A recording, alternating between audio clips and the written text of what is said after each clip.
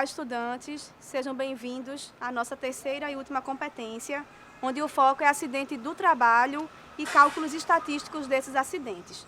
Nós temos como referência a Lei 8213 de 91, que define muito bem acidente do trabalho, que é aquele que gera uma lesão corporal, não é? Gerando afastamento ou não do trabalhador.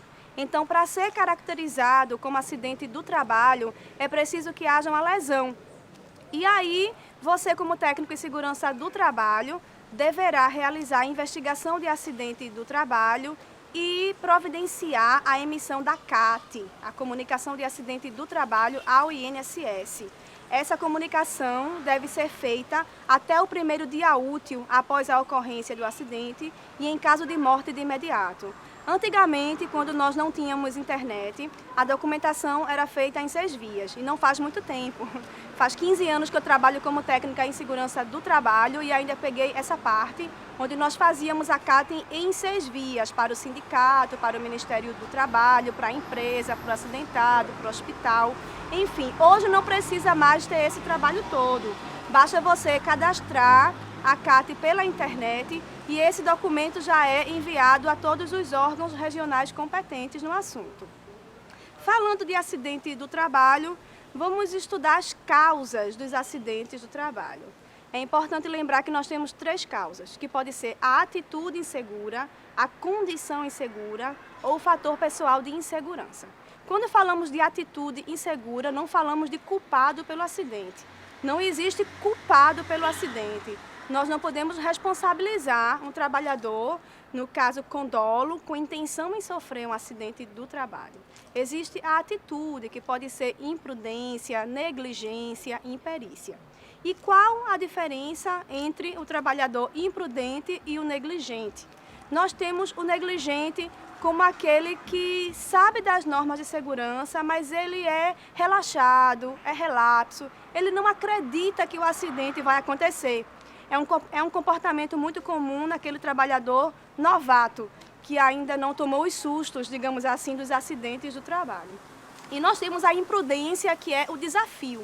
É aquele trabalhador que desafia o risco. Ele é tão experiente, ele tem uma autoconfiança tão forte, que ele também acredita que o acidente não vai acontecer e é negligente para com as normas de segurança do trabalho. E nós temos o imperito. A imperícia é aquele que não sabe realizar a atividade, que não tem um curso de capacitação, que não foi treinado, que não foi devidamente habilitado. Então, muitas vezes se aproveitam de um trabalhador que sabe fazer tudo para desenrolar o trabalho, mas você, profissional de segurança do trabalho, futuro técnico em segurança do trabalho, deve observar muito bem isso no local de trabalho para que um trabalhador que não foi designado para uma determinada função não venha a realizar uma atividade que ele não foi treinado.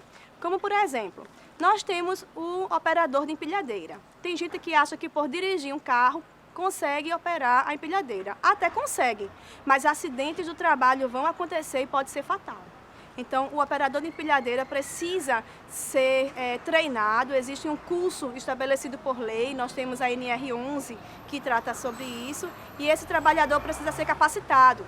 Nós temos também o eletricista. Muitas pessoas conseguem fazer até as famosas gambiarras no sistema elétrico, mas é preciso ter um curso de NR10, é obrigatório ter o curso apropriado. Então, quando um trabalhador é curioso e tenta fazer uma atividade que ele não foi devidamente capacitado, não foi treinado, possivelmente um acidente do trabalho irá acontecer e a causa será uma atitude insegura, dele ou de terceiros. Terceiros quando há uma ordem superior que permite a exposição ao risco.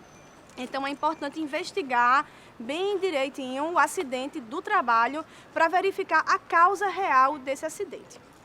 Nós temos também como causa a condição insegura, que é quando o local de trabalho oferece risco para esse trabalhador.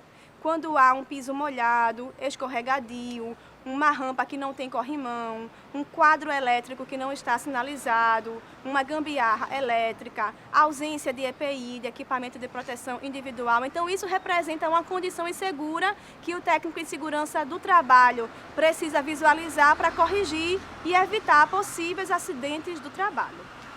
Nós temos também como causa do acidente do trabalho o fator pessoal de insegurança, que aí são causas externas, são questões emocionais, psicológicas. É aquele trabalhador que tem, por exemplo, fobia de altura e é designado para realizar uma atividade em altura. E para atender a demanda, ele se prontifica em realizar. Mas quem tem fobia de altura não deve se expor a risco de acidente do trabalho por queda de altura. Dentro desse estudo também do fator pessoal de insegurança, nós temos o estresse, nós temos ansiedade, nós temos depressão, uso de medicação. Então, são alguns componentes que o trabalhador precisa informar para o seu líder a fim de ser remanejado até que esses fatores externos estejam devidamente controlados. Nós temos a questão do acidente de trajeto, que é aquele acidente que ocorre no percurso casa-trabalho, trabalho-casa, a serviço da empresa. Não existe a questão de tempo para chegar no trabalho, 1 hora, 2 horas, 3 horas. Existe nexo cronológico, aquilo que é razoavelmente aceitável como tempo gasto para se chegar no local de trabalho e deste em casa. Você pode morar muito próximo ao seu local de trabalho, mas de repente ter um imprevisto, muita chuva, protesto, greve de ônibus, não sei. Imprevistos que podem te atrasar nessa tua chegada ao local de trabalho e nesse percurso acontecer um acidente. Então, o acidente de trajeto, ele precisa obedecer ao nexo cronológico. E nós temos também o boletim de ocorrência policial, que funciona como nexo causal, é a testemunha do acidente, é o seu relato do acidente diante de uma autoridade policial. Então, se o trabalhador sofre um acidente de trajeto, também precisa da CAT, da Comunicação de Acidente do Trabalho. No entanto, ele precisa apresentar à empresa o boletim de ocorrência policial, que não é lei, mas é um procedimento que é muito utilizado nas empresas porque funciona como testemunha do acidente. O acidente que ocorre no local de trabalho geralmente tem testemunhas, porque aí você tem um acidente típico. Já um acidente de trajeto que não tem testemunha, o apoio dado é o boletim de ocorrência policial. Nós temos a questão das doenças ocupacionais. E nas doenças ocupacionais temos a doença do trabalho e doença profissional. Mas qual a diferença entre doença do trabalho e doença profissional? A doença do trabalho é aquela que pode ser adquirida no local de trabalho, a depender da mobília, do ritmo de trabalho, de questões fisiológicas. Então, não é uma doença atribuída à sua profissão. Já a doença profissional é a doença atribuída a uma determinada profissão, como, por exemplo, técnico de raio-x, já que nós estamos fazendo essa aula em hospital. Então, nessa profissão existem doenças ligadas à atividade do técnico em raio-x. É importante você verificar no site da Previdência Social a listagem das doenças e as profissões. Então, você tem a profissão e a doença que é ligada a cada profissão. Existe profissão que não tem nenhuma doença ligada, mas o trabalhador pode ficar doente.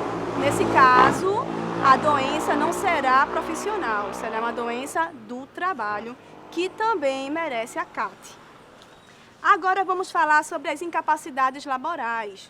Nós temos a incapacidade temporária, que pode ser parcial ou total. Ela é parcial quando o trabalhador se acidenta, sai um pouco do local de trabalho, coloca um gelo, ocorre uma lesão simples, escoriações, por exemplo, e retorna no mesmo instante para o local de trabalho, ou seja, não há dia perdido. E nós temos a temporária total. É temporária porque esse trabalhador vai retornar ao local de trabalho e é total porque ele fica incapaz para o trabalho por algum dia, pelo menos um dia de afastamento. Nós temos também a incapacidade permanente, permanente parcial e permanente total. Permanente parcial é quando há uma sequela permanente, mas é parcial, em um braço, em uma perna, por exemplo, em um dedo, e o trabalhador pode ser reabilitado para uma outra função. E ela é permanente total quando esse trabalhador não tem mais condições de voltar ao trabalho e está definitivamente incapaz para o trabalho e aí receberá a aposentadoria por validez. Todas essas incapacidades fazem referência a benefícios previdenciários. No caso do acidente do trabalho com afastamento superior a 15 dias, nós temos o auxílio doença acidentário. No caso do acidente com afastamento superior a 15 dias, a empresa paga o salário desse trabalhador até o 15º dia de afastamento e, a partir daí, o INSS concede o auxílio doença acidentário, que representa 91% do salário de contribuição. No caso daquele trabalhador que será reabilitado, ele pode dar entrada para receber o auxílio acidente, que é 50% do seu salário por tempo vitalício. Então, você tem uma tabela dos benefícios previdenciários que são concedidos em caso de incapacidades laborativas. Agora, para finalizar, vamos falar das estatísticas de acidentes do trabalho. Você tem os cálculos estatísticos. Dentro dos cálculos estatísticos, você tem coeficiente de frequência e coeficiente de gravidade. O coeficiente de frequência é a quantidade de acidentes que aconteceram, exceto o acidente de trajeto, você não contabiliza os acidentes de trajeto, vezes 1 milhão dividido por HT, que é a quantidade de homens-horas trabalhadas. É o somatório de todas as horas. Se uma empresa tem 20 trabalhadores, observa-se quantas horas cada trabalhador desempenhou suas atividades no mês e soma todas essas horas. Então, é o HT, que é muito fácil você ter acesso a esses dados com a equipe que faz a folha de pagamento da empresa. Já o coeficiente de gravidade, você tem os dias perdidos, não é? Quando há acidente com afastamento, existe um valor para a gravidade, afinal foi acidente com afastamento. Então, você tem dias perdidos mais dias debitados, vezes 1 milhão, dividido também pelo HT. Lembrando que nos dias debitados você tem uma tabela, que eu deixei na apostila de vocês, visualizem isso, onde cada parte do corpo representa um valor, representa uma quantidade de dias a ser debitado. Então, é esse valor que entra no cálculo estatístico de acidente do trabalho. Vamos finalizando por aqui a nossa matéria, a nossa disciplina. Eu espero que vocês tenham gostado. Foi uma satisfação muito grande estar com vocês e eu espero vê-los mais à frente em uma outra matéria.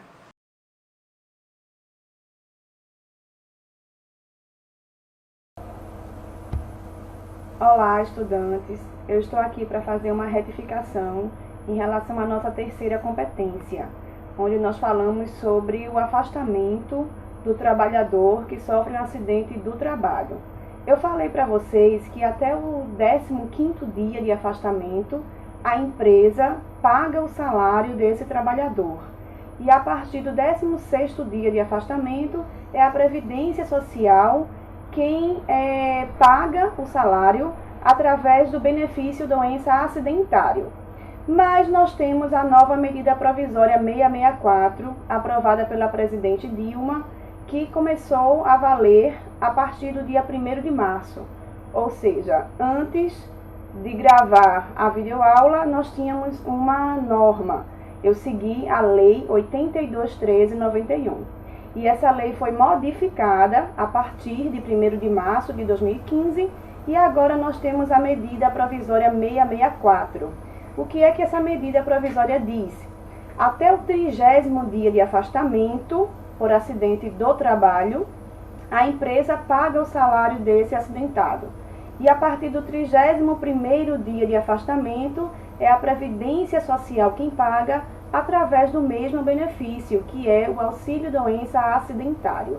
Então, é essa retificação que eu tenho a fazer para vocês. Outra coisa que eu gostaria de deixar mais claro é a questão das taxas de frequência. Eu fiz uma planilha, posso encaminhar para vocês depois no chat, nós podemos conversar depois no chat sobre essa planilha, onde nós temos a taxa de frequência de acidentes. O que vem a ser a taxa de frequência? É a quantidade de acidentes total, com ou sem afastamento, exceto acidente de trajeto. Acidente de trajeto não é contabilizado nas estatísticas de acidentes do trabalho. Você pega essa quantidade de acidentes, multiplica por 1 milhão e divide por HT, que é a quantidade de homens-horas trabalhadas. Como é que você tem acesso a essa quantidade de homens-horas trabalhadas? Basta você entrar em contato com o setor, com o departamento que faz a folha de pagamento da empresa e pega esses dados. Porque a quantidade de homens-horas trabalhadas nada mais é do que a quantidade de horas trabalhadas por cada trabalhador. Por exemplo, vamos imaginar que no mês de fevereiro você teve 10 acidentes típicos, que foram acidentes dentro da empresa, um acidente de trajeto e uma doença ocupacional comprovada. Nesse caso, o acidente de trajeto não faz parte das estatísticas de acidentes do trabalho, mesmo que seja um acidente grave, com óbito, por exemplo. Então, se você tem 10 acidentes típicos, um acidente de trajeto e uma doença ocupacional, você só vai somar 11 acidentes para efeito de cálculo de taxa de frequência de acidentes do trabalho. E vamos imaginar agora que na sua empresa tem 50 trabalhadores, cada um trabalha 220 horas por mês.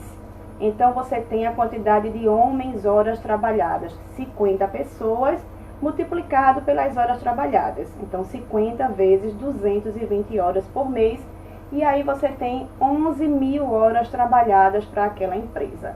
Na taxa de frequência, você tem quantidade de acidentes, que foram 10 típicos mais uma doença, já que o trajeto está fora. Então, 11 acidentes, vezes 1 milhão, dividido por HT, que é 11.000. Por que 1 milhão? Multiplica-se por 1 milhão para ter um número mais inteiro. O resultado disso significa que, se na empresa houvesse 1 milhão de pessoas trabalhando, nós teríamos X pessoas acidentadas ao término do mês. Vamos ao nosso exemplo. Então, você tem 11 acidentes vezes 1 milhão, dividido pelo HT, homens-horas trabalhadas, que foi 11.000 horas trabalhadas. O resultado disso, vamos ver no que é que dá. 1 milhão, taxa de frequência, igual 11 acidentes, vezes HT, 11 acidentes, meu computador agora travou um pouco, igual 11 acidentes, vezes 1 milhão, dividido pelo HT. Você tem aí uma taxa de frequência de 1.000. Significa que se naquela empresa tivesse 1 milhão de pessoas trabalhando, nesse mês teríamos 1.000 acidentes do trabalho. Deu um número inteiro, mas geralmente dá um número fracionado. Então, se você quiser saber em porcentagem, você tira esse 1 milhão e multiplica por 100. E aí você tem o valor em porcentagem. Lembrando que esse valor pode dar muito quebrado. Então, isso é a forma de você calcular a taxa de frequência de acidente mensal da sua empresa. Em relação à taxa de gravidade, a taxa de gravidade é a quantidade de dias perdidos mais dias debitados, vezes 1 milhão, dividido por HT. Então, só vai entrar os acidentes com afastamento, com dias perdidos, nem que seja um dia perdido. Então, você soma todos os dias perdidos. Digamos que houve 3 acidentes. Um acidente teve 5 dias perdidos, o outro teve 2 dias perdidos, o outro teve mais 5 dias perdidos. Ao término do mês, você tem 12 dias perdidos naquela empresa. Verifica se algum desses acidentes teve dias debitados. Para que haja dias debitados, é preciso cumprir a portaria número 33, que eu vou mostrar para vocês agora. Na norma regulamentadora de vocês, qualquer norma regulamentadora, tem uma parte final, na parte final um pedaço, uma parte chamada legislação complementar. Legislação complementar. É nessa legislação complementar que você tem as portarias. E aqui eu separei, eu marquei para vocês a portaria número 33, de 27 de outubro de 1983. Nessa portaria 33, você tem um quadro que é a tabela dos dias debitados. Aqui você tem tudo que pode ser debitado, que é morte, perda de dedo, perda de braço, perda do pé. Algumas perdas debitam dias, tá? Então, por exemplo, a morte, aqui nossa tabela representa 6.000 dias debitados, que é o equivalente aproximadamente a 20 anos de trabalho. Foi um cálculo realizado na década de 80. E aí as pessoas que sofriam um acidente fatal naquela época Em média, faltava 20 anos para se aposentar, por exemplo. E com base naquelas fatalidades, essa tabela foi criada. Mas, enfim, você vai verificar se o acidente resultou em alguma dessas perdas. Se resultou em alguma dessas perdas, você lança o valor do dia debitado, tá? Algumas partes do corpo não se debita nenhum dia. Depois disso, você multiplica por 1 milhão e divide por HT. Eu estarei à disposição para vocês no chat, no fórum, e espero ter ajudado vocês na compreensão desse conteúdo. Até a próxima!